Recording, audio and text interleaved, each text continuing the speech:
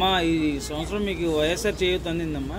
లేదు బాబు, అందలేదు ఈ సంవత్సరం. లాస్ట్ 4 years అందింది. ఈ ఇయర్ ఈసీలో కంప్లైంట్ చేశారట చంద్రబాబు నాయుడు గారు. సో ఇయర్ మాకేమీ ఇవ్వలేదు. మరి మీరు ఏమనుకుంటున్నారు? మరి ఏమనుకుంటున్నాము, ఎలక్షన్ వస్తుంది కదా, ఓటుతోనే ఆయన బుద్ధి చెప్పాలని మేము అనుకుంటున్నాము. మరి ప్రజలకు ఇలా అడ్డుపడుతున్నారు కదా, ఏంటి అసలు ప్రజలు ఖచ్చితంగా బుద్ధి చెప్తారంటారా? చెప్తారని అనుకుంటున్నాను. ఎందుకంటే అవ్వాతాతల పెన్షన్ మీద పడ్డారు లాస్ట్ టైము. ఇప్పుడు విద్యా దీవెన వీటన్నిటికి కూడా మాకు ఇబ్బంది అయ్యేటట్టుగా అనిపిస్తుంది అనమాట. సో మేము మరి ఓటుతోనే ఆయనకు బుద్ధి చెప్పాలని మేము డిసైడ్ అయ్యాము. ఓకే అమ్మ, థ్యాంక్ యూ. వచ్చే ఎలక్షన్స్. ఓకే అమ్మ, థ్యాంక్ యూ. అమ్మ, విద్యా దీవెనను మీకు రావాల్సింది ఫీజు రింబర్స్మెంట్ని ఈ సంవత్సరం వచ్చేయండి. ఎందుకంటారు? చంద్రబాబు నాయుడు అడ్డేస్తాను కాబట్టి రావట్లేదు.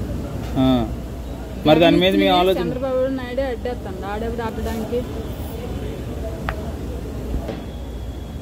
ఆడు కొడుకు మంట పడ్డాకే చేస్తాడు చంద్రబాబు నాయుడు.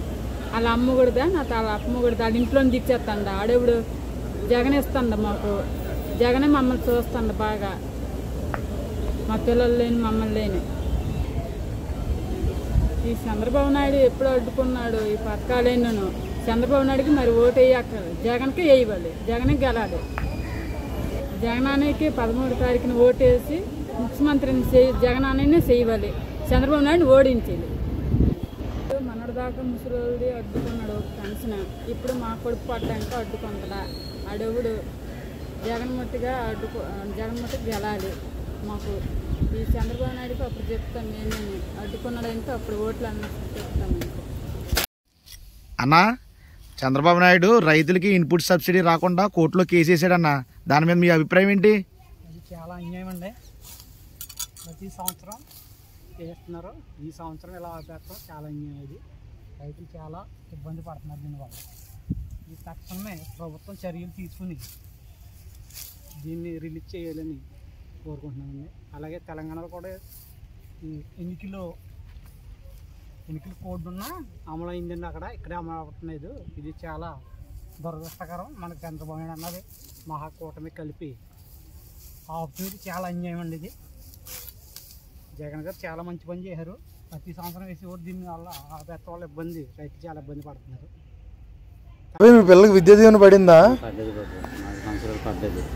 ఈ సంవత్సరం మీద పడలేదు బాబు.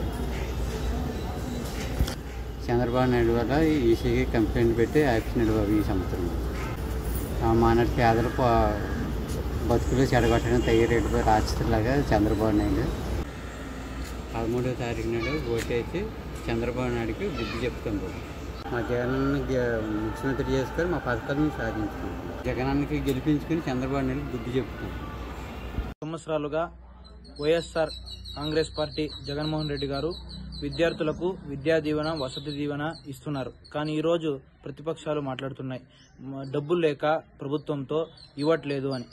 జగన్మోహన్ రెడ్డి గారు ఈసీ గారికి లెటర్ పెట్టారు. మేము ఇప్పుడే ఇవి కొత్తగా మేము పథకాలు ఇవ్వట్లేదు, 4 సంవత్సరాల నుండి విద్యా దీవెన, వసతి దీవెన, చేయూత, వైఎస్ఆర్ ఆసరా ఇవన్నీ ఇస్తున్నామని.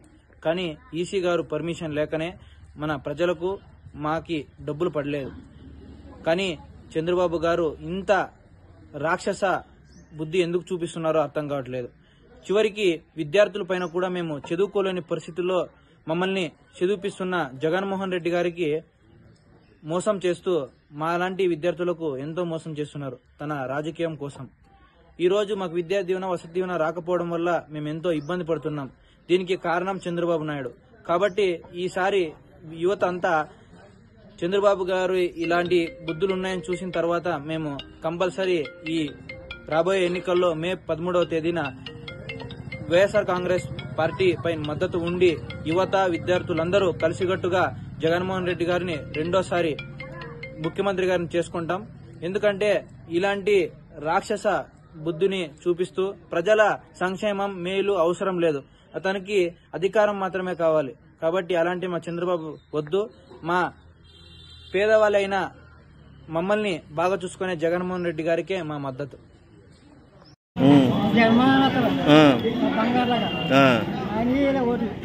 ఇంటికి వచ్చింది బాగుందా మీకు? పెన్షన్ ఇంటికి వస్తుంది కదా?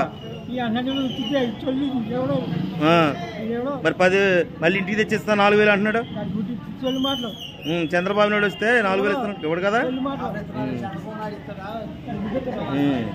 చాలా